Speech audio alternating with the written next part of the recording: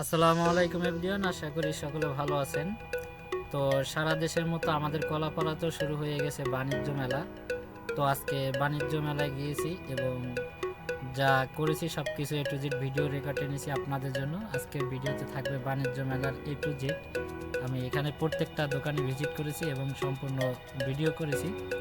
So মেলার ভিতরে প্রবেশ করার পরই এক ভাই বলতেছিল যে আমাকে একটু ভালোভাবে ভিডিও করেন। তারপর ভাইকে একটু ভালোভাবে ভিডিও করলাম। তারপরে মেলার ভিতরে একটু ভালোভাবে একটু দেখলাম।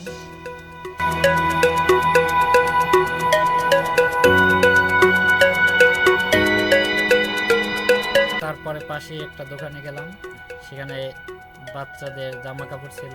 তারপরের দোকানটাতে আসলাম, এইখানে হচ্ছে কিছু কসমেটিক্স এবং প্রতি পিস 10 টাকা করেছিল, একদম 10 টাকা। সো দেখলাম, খুব ভালো লাগলো। তারপরে এক এক করে সবগুলো দোকানে ভিজিট করলাম। সো আজকের ভিডিওতে প্রত্যেকটা দোকানের ভিডিও আমি আপনাদেরকে দেখাবো। তারপরে আবার একটা সানগ্লাসের দোকানে আসলাম, এখানে অনেকগুলো সানগ্লাস ছিল। তো আমার একটা সানগ্লাস ভালো লেগেছে, যদি কেউ গিফট করতে চান তাহলে করতে পারেন। এখানে একটা সানগ্লাস আমার পছন্দ হয়েছে।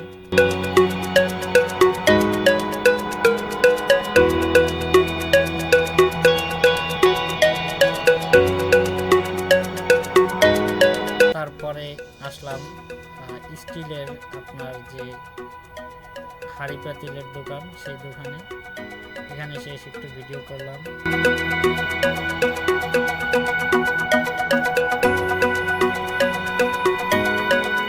তারপরে আবারও কসমেটিক্সের দোকানে আসলাম। তো পুরো মেলার ভিতরে সবই কসমেটিক্স, সবই মেয়েদের জিনিস। আসলে ছেলেদের ব্যবহার করার মতো ওরকম কিছুই আমি পেলাম না, শুধু একটা সানগ্লাসই আমার পছন্দ হয়েছে, বাকি সব কিছু মেয়েদের জিনিস। তো এটা একটা বৈষম্য, আমাদের ছেলেদের জন্য কিছু নাই, সব কিছু মেয়েদের জন্য। সো এর জন্য একটা কঠোর আন্দোলন করতে হবে বাণিজ্য মেলাতে গিয়ে, যে আমাদের ছেলেদের জন্য কিছু আনা হয় নাই কেন। তারপরে গেলাম অন্য আরেকটি দোকানে, সেখানে বাচ্চাদের খেলনা ছিল এবং ফুল ছিল এবং কসমেটিক্স ছিল, এবং প্রতিটা দোকানেই ব্যাগ আছে আপনার কসমেটিক্স।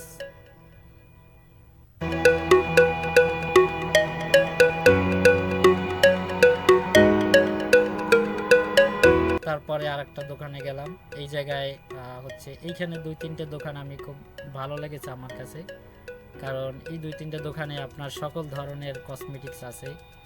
আপনার বিয়ে করতে যা লাগবে সব ধরনের কসমেটিক্স এই জায়গা থেকে নিতে পারবেন। তারপরের দোকানটাতে আপনার ঝিনুকের মালা এবং বিভিন্ন জিনিস ঝিনুকের তৈরি করা দেখলাম, খুব ভালো লাগলো, বাট আমার গিফট করার মতো কেউ নাই, তাই কিনলাম না। তো তারপরে আরও অনেকগুলো দোকান ভিজিট করলাম, খুব ভালো লাগলো। অনেক ধরনের শুধু কসমেটিক্স এবং বিভিন্ন ধরনের কসমেটিক্স, বাট এত কসমেটিক্স দেখে তো কোনো লাভ নাই, গিফট করার মতো কেউ নাই, কাউকে দিতে পারবো না।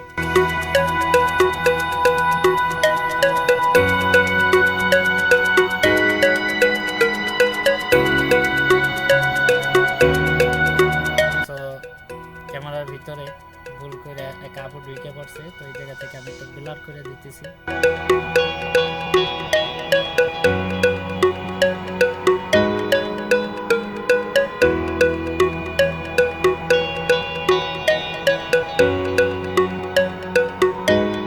কিছু সুন্দর সুন্দর দৃশ্যের ফটো নিয়ে নিলাম।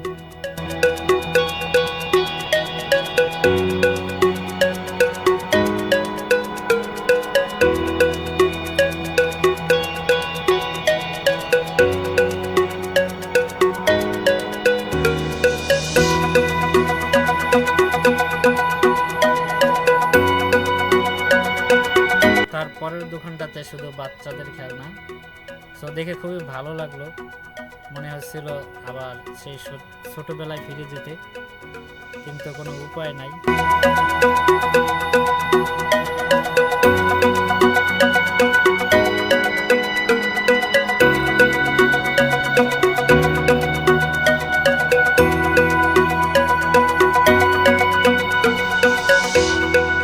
তারপরের দোকানটাতে কিছু মাটির তৈরি হাঁড়ি পাতিল পেলাম এবং বিভিন্ন জিনিস, দেখে খুব ভালো লাগলো, অনেক জিনিস আমি নিজে চিনিও না।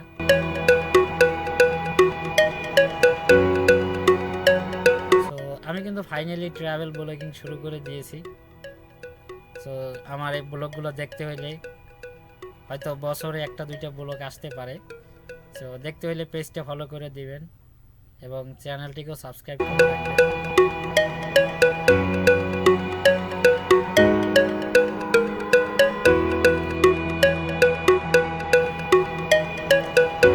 তারপরের দোকানটাতে খুব সুন্দর সুন্দর জিনিস ছিল, যেমন পিস্তল, রাইফেল, আরও বিভিন্ন ধরনের খেলনা।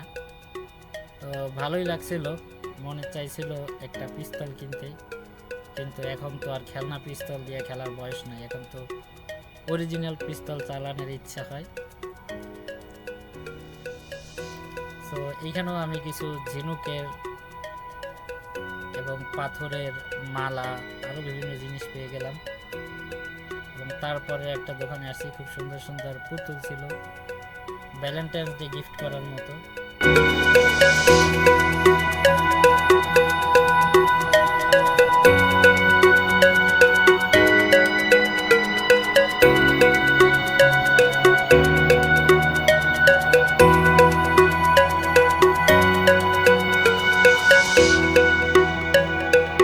এই দোকানটাতে খুব ভালো লাগছিল, এই দোকানটাতে অনেক ধরনের কসমেটিক্স, খেলনা, বিভিন্ন জিনিস, অনেক প্রোডাক্টই ছিল এবং প্রতি পিস ছিল 120 টাকা।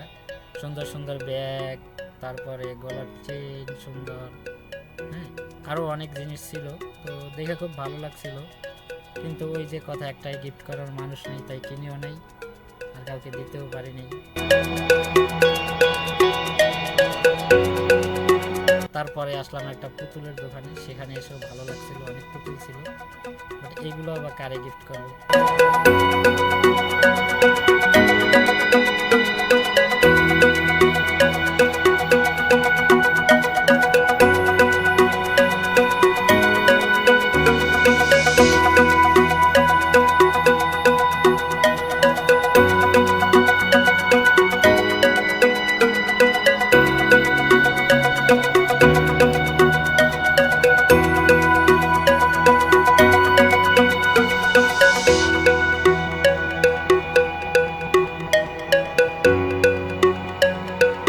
ফাইনালি দোকানগুলো ভিজিট করা শেষ হওয়ার পরে আমি গেলাম কলাপাড়া উপজেলা বর্ণাঢ্যদের সাহায্যকারী এবং বিভিন্ন কলাপাড়ার বিভিন্ন স্থান সম্পর্কিত তথ্যবহুল একটা রুম ছিল। ওই জায়গায় বিভিন্ন ফটো ছিল, যে কলাপাড়ার বিভিন্ন স্থানের এবং বন্যার্থদের সাহায্যের, পুনর্বাসনের বিভিন্ন জায়গার ফটো ছিল। এই জায়গায় 2024-এর আন্দোলনের কিছু ফটো থাকলে আরও ভালো লাগতো। তারপরে একটু মাঠের ভিতরে ঘুরলাম, ঘুরে ভালোই লাগলো, কারণ আমাদের কলাপাড়ায় এত সুন্দর সুন্দর মানুষ আছে, মাঠের ভিতরে না ঘুরলে দেখাই যেত না। তারপরে আসলাম একটু খাবারের দোকানে, দুইটা পিচ্ছি পিচ্ছি দুইটা ভাই খাবার তৈরি করছিল, দেখে খুব ভালোই লাগছিল। তারপর আচারের দোকানে আসলাম, আচার দেখে খুব ভালো লাগছিল, বাট খেতে ইচ্ছে করছিল না, তাই খাইনি। তবে নেক্সট টাইম গিয়ে খাবো, কারণ অনেক আনকমন নতুন নতুন আচার দেখেছি, যেমন নারিকেলের আচার, আরও বিভিন্ন ধরনের আচার দেখেছি। সো নেক্সট টাইম গিয়ে খাবো। তারপরে গেলাম একটু শিশুদের খেলাধুলা দেখতে, নাগরদোলনা, আরও বিভিন্ন জিনিস, এগুলো দেখতে গিয়েছিলাম। তারপরে দেখলাম অনেক কিছু। তারপরে গেলাম ভূতের বাড়ি, তো ভূত টুত দেখে আসলাম।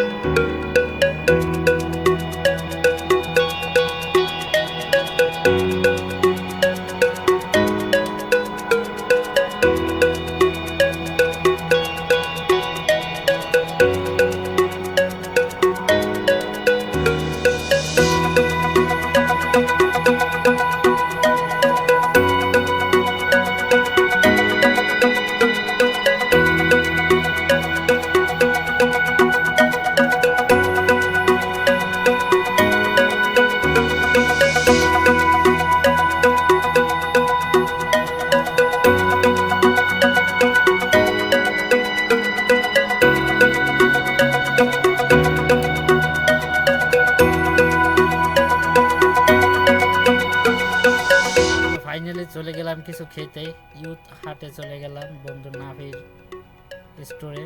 সো গিয়ে পিঠা খাইলাম, খুব ভালো লাগলো এবং পিঠাগুলো খুব সুন্দর ছিল এবং পরিবেশটাও সুন্দর ছিল। সো খেয়ে খুব ভালো লাগলো।